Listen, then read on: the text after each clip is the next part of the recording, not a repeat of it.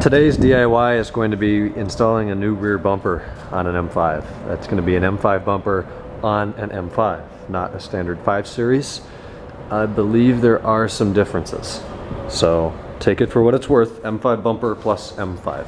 I'm thinking that it's going to be easier to have the car up in the air like this. I just installed some parts underneath, so I have it up anyways.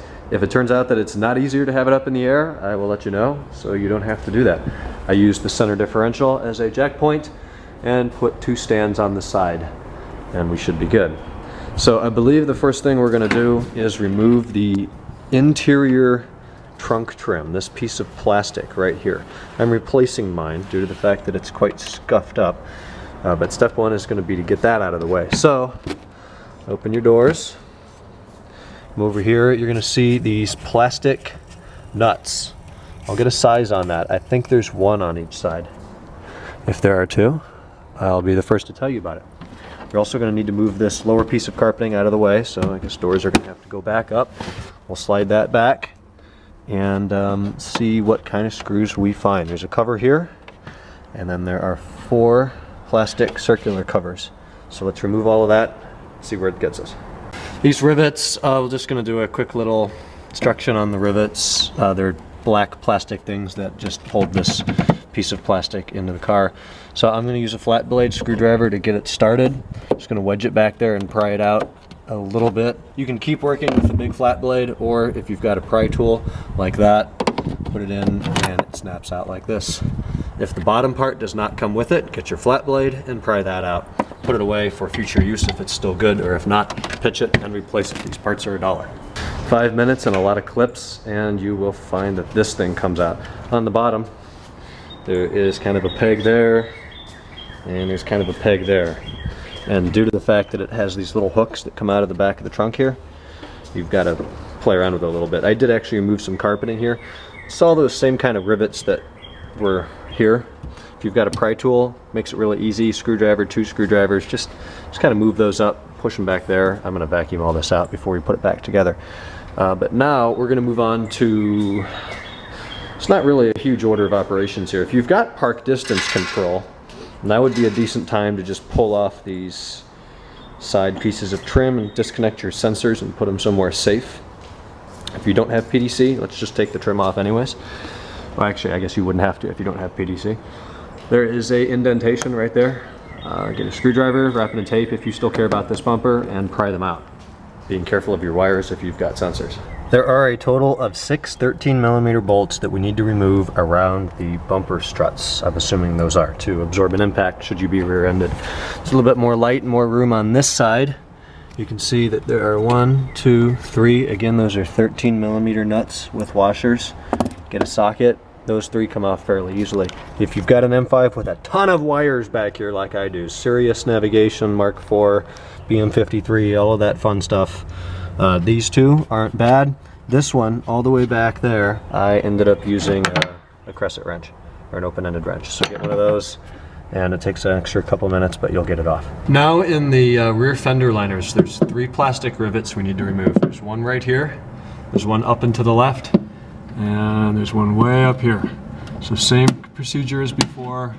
Maybe start them a little bit with a screwdriver, and then we'll get our pop rivet tool in there and pry these 3 out. Well, that was much easier than I expected, actually. Pretty much, once you get those 3 rivets out on each side, the 3 bolts that are right here that we took off from the inside, it just slides right out. Now you've got to pull pretty hard, pretty firmly on both sides, and when you're grabbing it, obviously make sure you don't grab your fender liner as well and rip that down. No need to take those off, no need to take the wheels off. Can shake the dust and crap out of it. Save a few pounds, make your car a little bit faster. If you've got PDC, park distance control, notice that there's 1 wire coming out of the vehicle here, and then along the wire there are different stops with plug-in points for each of the 4 sensors. And that line runs here. There's just actually little clips in the bumper, and then it sits on top of the steel bumper and the bumper struts. I don't actually know if those are bumper struts or what they are, but I'm calling them bumper struts, so get used to it. And then they go through the holes in the bumper. So once you pull it out from the car a couple of inches, if you've got PDC, disconnect your sensors pretty easily. You can leave them in the bumper, I suppose, if you're not replacing it for some reason. But if you are, just pop them out. This thing, piece of styrofoam, it's 30 bucks, and I destroyed it taking it out. I bought a new one. That's inside. We'll be installing that into the new bumper later. That sits right below this and on top of the steel bumper. So now what we're going to do is, there's my new bumper over there. We're going to prep this one to move the parts we're going to keep over to the new one. And those parts are simply the bumper struts and the steel bumper, which similarly to the front setup are held on with all of these pop rivets here. There's going to be 1, 2, 3, 4, 5 on top, 6, 7, 8. There's going to be 9 pop rivets total, and then the entire steel bumper should slide right out. Other than that, if you want to keep your diffuser, you can see how that's installed now. Other than that, we're going to be done with this old bumper. As I mentioned, there's the 9 plastic pop rivets that come out with a little bit of persuasion. Then at the bottom of the bumper, there are 2 10mm bolts. These are also responsible for holding in your rear diffuser. This one was so rusted and rounded off, I had to hammer the socket on and then back it out. This one tried the same technique and the head broke off. So I was able to get what I wanted and take the metal bumper off. But I really hope I don't have to reuse that part because it's still in existence right here. There's an acceptor on that, 1, 2, there's 2 of them. If you are removing the diffuser, there's another one over here on the far right and one on the far left. So that makes a total of 4 screws and 4 acceptors. Actually, I'm wrong, 6. There's 2 more at the bottom. So a total of 6 screws and 6 acceptors, and then a bunch of clips that just snap into the rear bumper for the diffuser. So here's what it looks like with no rear bumper on, because someone will care. Actually, it looks really ghetto, to say the least. But here is our new bumper. This is going to be the bumper with the PDC holes in it. And if I can find a part number, it's probably right here, I will provide it. 51122496376 would be the OEM M5 rear bumper with the PDC holes. The diffuser is a different part number. The guides go here. I bought new guides. My fitment before was perfect, and these guides are in good shape, so I'm just going to leave those on there. It's one on each side. And we're going to prep this now by moving this in, replacing or using new of all of the pop rivets and the bolts and the styrofoam, which has part number 51128174878. Preparing the new bumper for installation on the car with parts from the old bumper is definitely the least fun part and the longest part of this entire process. Just as we took out before, there are 9 of those clips. Part number on those clips. Where's a fresh one? Right here. It's a 51118174185. You're going to need 9 of them to install the metal bumper and the plastic bumper. Then the diffuser, you're supposed to be using screws and acceptors. I don't have the right ones, so I used more of those clips, and it worked perfectly. You're going to put one there, one there, one here, and then the exteriors, I did a 9/32 bolt. It's one of these, 07119904265, and that seems to hold very well.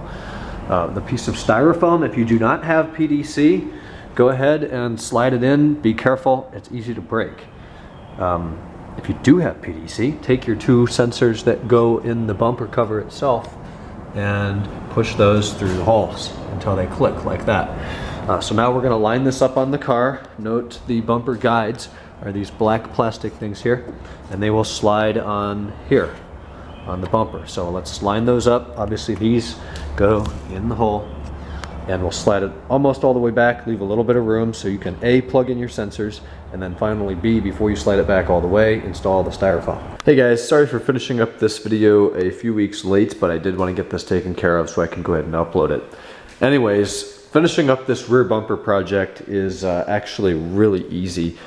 It's got to seem like bumper mania to you guys in here. This is a bumper for Colts 540 that's going on before Timmy Fest here. We do more than just bumper installs here, I promise. Check out the channel. Anyways, as I said in the last clip, pick it up. Notice this thing is really back heavy, obviously due to the actual bumper carrier, the metal reinforcement being in the back. 3 guys would actually be perfect for this job. 1 here to support the middle and line that up and guide the bumper struts into the holes in the frame. Guy number 2 over here on the right to guide this part of the bumper onto the black bumper guide. And then guy number 3 over here to do the same thing on the left side. Once that happens, slide it in until you have about this much gap. Hook up your sensors if you've got PDC. Install the styrofoam piece of, I don't know what that is. Install the piece of styrofoam in there. Push it all the way in and tighten everything back up again. Your fender liners are held in with those 3 pop rivets that I showed you earlier in the video. If you're not happy with your fitment here, I am very pleased with all my fitments, but if you are not, now would be the time with the fender liners kind of pulled back a little bit to actually be able to adjust the guide in there, move it around, undo the 2, I believe they're 10mm bolts, move it wherever you need it, and then tighten it up again. So get your fitment right. We already got the diffuser on there. Slap in your pieces of trim. Just line them up and whack them and you're good to go. Reinstall those 6 bolts, 3 here, 3 here. Reinstall your trunk liner. I think my car, no, it's not locked right now. Everything's done. We've got new trim in here. Absolutely perfect. Both bumpers are done. If you have any questions, send me an email, ryan@e39source.com. Leave a comment below. Subscribe if you've liked the content. Go ahead and like the video. And I really hope that helped you guys out. Again, thanks for watching. Talk to you in a future video.